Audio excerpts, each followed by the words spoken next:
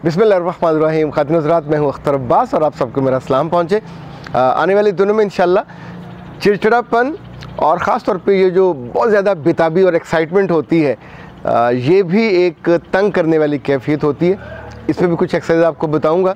In fact ये जो soothing चिड़चिड़ापन है, इसमें इंसान सिर्फ चिड़चिड़ नहीं करता, उसका दिल, उसका शुगर, उसका बीपी सब शूट करता है और पूरे मिजाज का सत्यानाश नहीं होता, सवा सत्यानाश हो जाता है। इसी तौर पे जो हमारी बॉडी की सेंसेशन है ये फ़र्क हो जाती है, यानी चिड़चिड़ेपन में भी और जो ओवर एक्साइटमेंट होती है किसी चीज़ के इंतज़ार में, किसी बात के होने में, किसी चाहे वो मोहब्बत हो, चाहे खाना हो, चाहे किसी का आना हो, थोड़ा लेट हो जाए तो लोगों का बुरा हाल हो जाता है, उस कैफियत को संभाला नहीं जाता। इसी तौर पे एक पैरासिम्पैथेटिक होता है, उसके बारे में भी इंशाल्लाह आपको मैं बताऊंगा। लेकिन आज जो मसला हम डिस्कस करने लगे हैं, पिछले दिनों एक ख़ातून तशरीफ़ लाई, बहुत ही अच्छी और डिसेंट ख़ातून थी, एक यूनिवर्सिटी में पढ़ाती हैं, टीचर हैं और टीचर अभी कुछ अरसे से वो वहाँ लगी हैं। उन्होंने कहा कि सर आप इतनी बातें बताते हैं और मैं सुनती हूँ, कभी मुस्कुराती हूँ, कभी कभी मेरी आंखें नम हो जाती हैं। और एक आध दफ़ा हुआ कि मैं ज़ोर से धाड़े मार मार के रोई। फिर उन्होंने जो वजह बताई वो बहुत अजीब थी। उन्होंने कहा मेरी मोहब्बत की शादी है और मेरा मियाँ मुझसे बहुत मोहब्बत करता, मैं उससे बहुत मोहब्बत करती हूँ, तो हम दोनों का तय था कि हम PhD के लिए ऑस्ट्रेलिया चले जाएंगे। तो जब हमारी शादी हुई तो जहेज़ का वक्त आया तो मेरी वालदा ने सोचा कि इसको अच्छा सा जहेज़ दिया जाए। तो मेरी बड़ी बहन ने उनको कहा कि कोई ज़रूरत नहीं है, वो तो जाने वाली है, उसने तो पाकिस्तान छोड़ के चले जाना, तो जहेज़ की क्या ज़रूरत है। तो उन्होंने कोई सूट मेरे लिए नहीं बनाया, फिर उन्होंने बिस्तर भी कोई नहीं बनाया, फिर उन्होंने मुझे फर्नीचर भी कोई नहीं दिया। और हुआ ये कि मैं ब्याह के जब अपने घर गई तो मुझे एक गद्दा और एक मुनासिब सा, यानी it was not a fantastic and good bed था जो मुझे दिया गया, और साथ मुझे 1.5 लाख रुपए पकड़ा दिए गया कि ये तुम्हारे घर के और इन चीज़ों के लिए हैं। तो उसने कहा तब तो मुझे खुशी शादी की थी, मैं उसमें चली गई। लेकिन अगले 5-7 साल मैंने इस अजाब से गुजारे, ऑस्ट्रेलिया में नहीं जा सके, प्रॉब्लम हो गया। और फिर यहीं मियाँ ने भी और मैंने भी अपनी ज़िंदगी की एफ़र्ट शुरू की।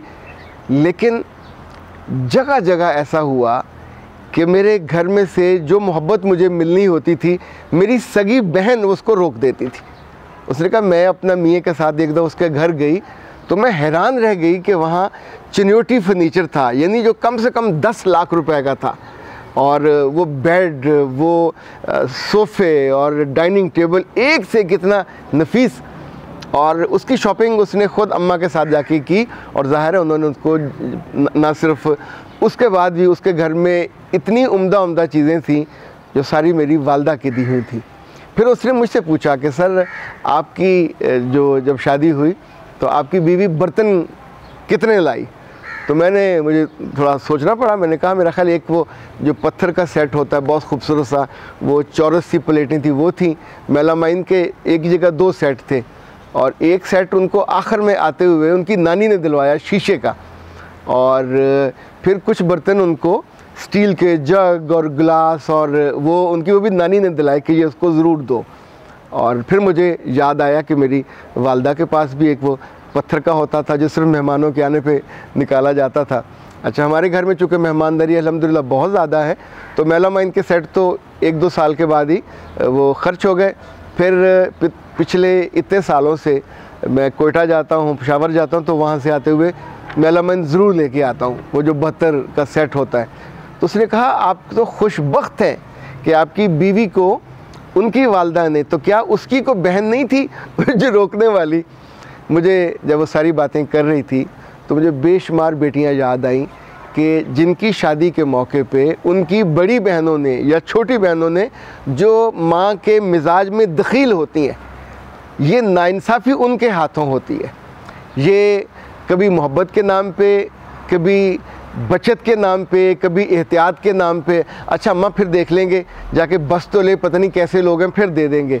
लेकिन वहाँ सोने के भी लोग हों तो वो जो सास है उसकी ज़ुबान सोने की नहीं होती। ऐसी ख़वातीन के दिल सोने के भी हों तो भी ज़ुबानें उनकी सांप की होती हैं।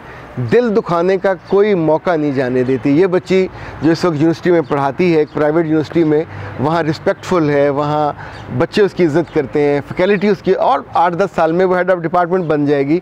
कोई ऐसा वक्त भी आएगा, उसकी PhD अल्हम्दुलिल्लाह अब मुकम्मल होने वाली है और वो पाकिस्तान से ही कर रही है, तो PhD कर लेगी तो कहीं और उससे भी बड़ी पोजीशन पे जा सकेगी। लेकिन आप सोचिए कि सगी बहन के हाथों लगे हुए ये दुख और ज़ख्म, ये इस तरह की बहनों के साथ कभी कोई रिश्ता नहीं करता और इस तरह की बहनों को कभी कोई दुआ भी नहीं देता। बज़ाहिर तो ये एक ही खून होता है, बज़ाहिर तो ये एक ही माँ बाप की एक्सटेंशन होते हैं, लेकिन इंसानों में ये जो घटियापन है, मीननेस है, और सिर्फ़ अपने मुफाद को, ये भाइयों में भी बाज़ दफ़ा होता है और बहनों में तो अक्सर होता है।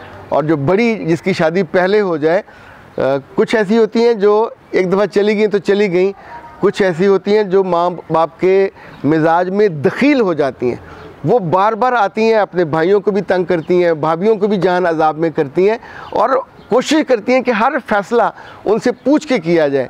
ये वो लड़कियां हैं जो माओं का दिमाग ख़राब करती हैं। अपने घर जाके उन्होंने दिन में 3-3 दफ़ा फ़ोन करने होते हैं, क्या बनाया, क्या खाया, कौन आया, उसको क्या दिया, उसको अंडे क्यों दे दिए, उसको पानी नहीं देना चाहिए था, उसको फलां गिला, यानी इतनी चीज़ों में वो इन्वॉल्व होके तो घरों पे नाजायज़ और नारवा हुक्मरानी करती हैं जो उनका हक़ नहीं होता। इसी तौर पे अगर किसी की 4-5-6 बहनें हैं तो आप सोचें नीचे वाली जो बहनों को, हालांकि उससे तजर्बा हो चुका होता है कि सासें और ख़ानदान और ससुराल कैसा होता है, लेकिन वो उनको राहत का बायस नहीं बनते। अपने लिए बेस्ट ऑफ द बेस्ट, उनके लिए इवन कपड़े लेते हुए, जहेज़ के कपड़े लेते हुए उन्हें तकलीफ़ होती है। और सम टाइम तो ऐसी शिकायतें भी आई कि उन्होंने जानबूझ के वो रंग ख़रीदे जो दुल्हन को पसंद नहीं थे। तो एक आध दुल्हन ने तो वो जो उसके ससुराल से आए वो उसने इकट्ठे मंगवा लिए और शादी पे भी पहना, वलीमे में भी पहना, बाद में भी, चूँकि ज़ाहिर उसकी अपने मियाँ से अच्छी अंडरस्टैंडिंग थी तो उसने वो सारे पहने। लेकिन जो घर से मिले थे, आम तौर पे लड़कियों को जो घर से मिलते हैं वो ज़्यादा अजीज़ होते हैं, ज़्यादा महबूब होते हैं। ख़ातिन हज़रात, आप कभी इस पर ज़रूर गौर कीजिएगा।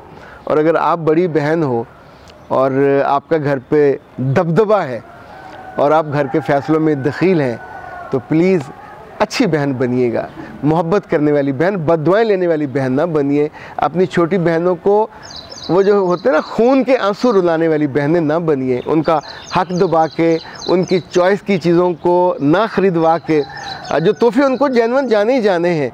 लाइक ऐसी बहनें ये भी करती हैं कि ससुराली अजीज़ों को और शरीकों को जो कपड़े वपड़े जाने होते हैं, जगह जगह उसने रुकावट डालनी होती है। कोई ज़रूरत नहीं है, क्या करना है, उसके बिना भी काम चल जाएगा। नहीं काम चलता। जो भी रस्म व रिवाज होते हैं, अच्छे हों या बुरे हों, ये ख़ानदानों को जोड़ने वाले होते हैं, ये दिलों को जोड़ने वाले होते हैं। अगर कोई एक्सपेक्टेशन किसी को है तो पूरी कर देनी चाहिए, कोई मसला नहीं है। इन बेटियों का वजूद भी, इनको तोहफे देना भी और इनको बाद में मेके से और पेके से तोहफे देना भी, ये भी वालिदैन को और अच्छे भाइयों को और अच्छी बहनों को खुशी और राहत देता है। हाँ, जिसका दिल छोटा हो, जिसका ज़र्फ़ छोटा हो, उसके बारे में तो हम सब जानते हैं कि कितनी तकलीफ़ होती है।